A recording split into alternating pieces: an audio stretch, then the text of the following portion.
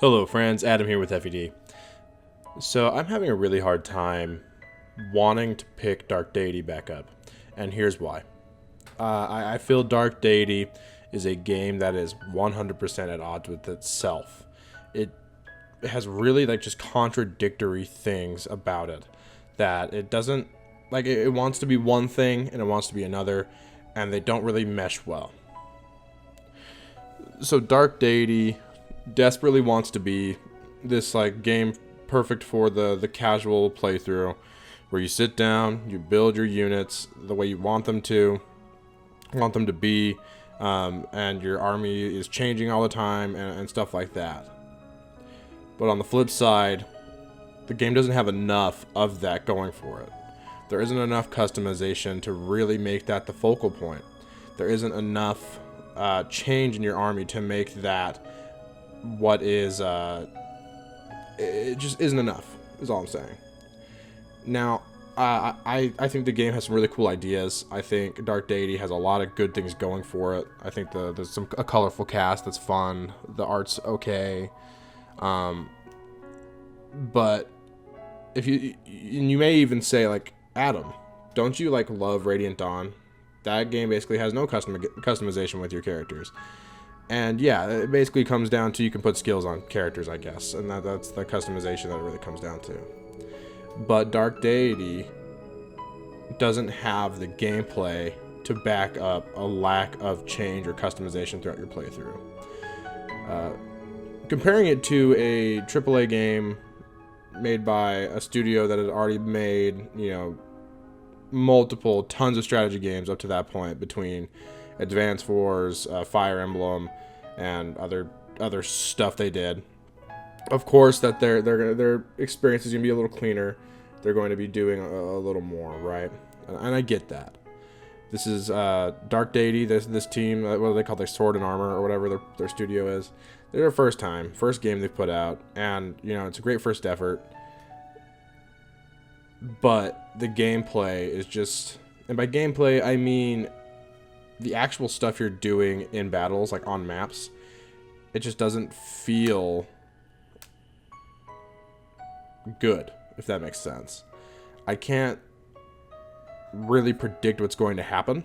And sure, maybe you don't always need to be able to predict what's going to happen, exactly in a strategy game. But I like to be able to look and say, oh, I'm going to deal, I'm going to deal 10 damage twice, and I'm going to receive 5 damage. From this enemy, I'll receive 6 damage from this enemy. This enemy will only have a 30% hit rate, so he's probably going to miss. Stuff like that. I enjoy being able to know the numbers, and Dark Deity doesn't really make that as easy as it could be, just because there's all the modifiers and stuff that are just percentages, and percentages are hard to work with on the fly. I could sit there and figure it all out if I wanted to, but it's a lot of work. Maybe I'm just lazy. Maybe that's it. Maybe I'm just lazy. So how to fix this? How to make this game more interesting to play? And there are 2 ways to go about it.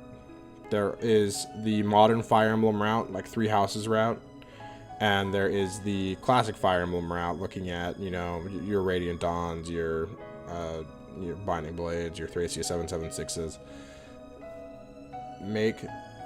So looking at the modern side, we'll start there. The modern side. Make it so your army is changing constantly. That's what 3 Houses does really, really well as far as customization goes. And, it's more of an RPG than a strategy game, right? It's more about building your characters, building the numbers, seeing things go up, skill combos, things like that, and making your characters and your army as unique as you want. And you're allowed to do that throughout your entire playthrough, because you don't just promote at level 10 and then at level 30 like you do in Dark Deity. You promote at level 5. And then at level 10, and then level 20, and then level 30. It's a really, and in between there, you can switch between classes and stuff. So it is a really good balance and by balance, I mean, there really is no balance. But the game just lets you change your army constantly, so you don't really get bored with your characters, if that makes sense. Once you hit level 10 in Dark Deity, your unit is basically set in stone for 20 levels.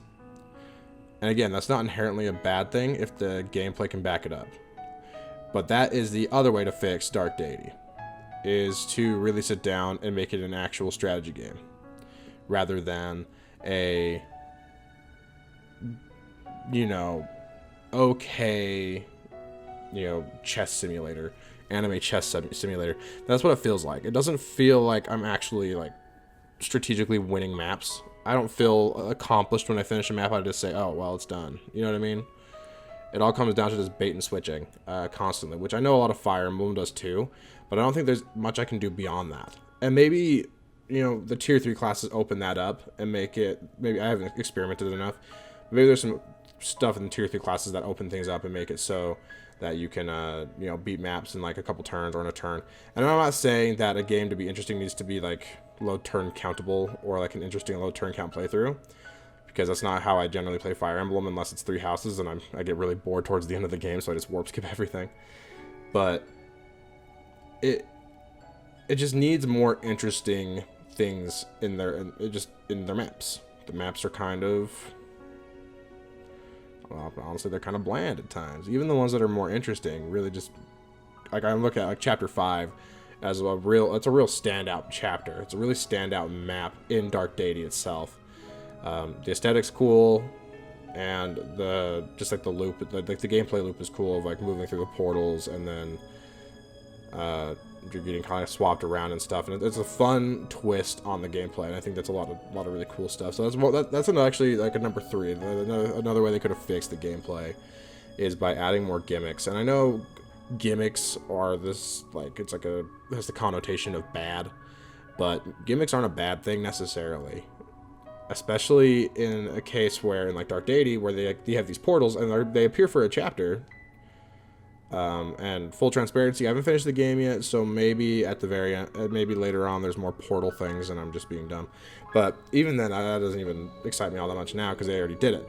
But like, you have the portal things, which are really cool. What if they had another map where there were moving bridges or something? You know, I say that, and people are gonna say, "Well, Revelation, no one likes that game." Well, I do. I like a lot of the gimmicky things. Again, the bad connotation behind that word's kind of funny to me, when really it's just them. It's really just experimentation. It's just them trying new things, and I think that's a good thing overall. But hey, that's what I think. I think Dark Deity had a lot of potential, and I think it still does as they're working to improve and balance things. I think for their current game, what they have and what they were going for, I think the best thing they could do is change the promotion requirements of classes.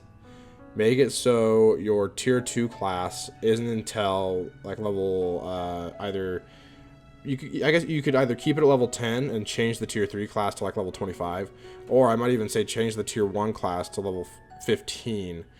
That would make for an early game that's like not as interesting, but it would also make it so the mid game is more exciting, because that's where this game really struggles, is the mid game. So yeah, that would be like a simple fix in my mind, just changing the promotion levels. I don't know how much that would affect their gameplay balance or whatever, but I don't really feel like there's a whole lot of gameplay balance in the first place in Dark Deity. So yeah, those are my thoughts. Please comment yours. I'm curious to hear what you think.